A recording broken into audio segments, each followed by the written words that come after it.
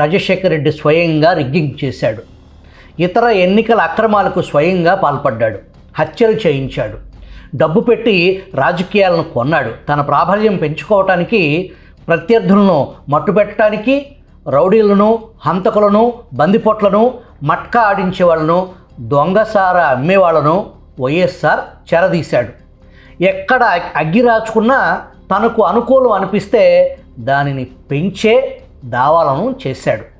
అగ్గిని చల్లార్చడం తనకు ఎక్కువ ప్రయోజనమైతే తప్ప ఆ పని చేసేవాడు కాదు. అయినా ఏదో ఒక మాయాజాలం వైఎస్ ప్రతిష్టను కాపాడుతూనే ఉంది. తండ్రి రాజారెడ్డి దౌర్జన్యాలకు జవాబు లేదని, కొడుకు రాజశేఖర రెడ్డి సమ్మోహన శక్తికి అడ్డు లేదని ఈ మాయాజాలం నమ్మింపజేస్తుంది. తండ్రి కొడుకుల జంటగా దీనివల్ల ప్రయోజనం పొంది వర్ధిల్లుతున్నారు. వైఎస్ రాజశేఖర రెడ్డి దౌర్జన్యంతో పాటు డబ్బు కూడా పెద్ద ఎత్తున రాజకీయాల్లోకి తీసుకొచ్చాడు. 1978 నుంచి మంగంపేట భైరటీస్ గనుల డబ్బులు రాజకీయాల్లోకి రావడంతో జిల్లా రాజకీయాల రూపమే మారిపోయిందని పరిశీలకులు అంటారు.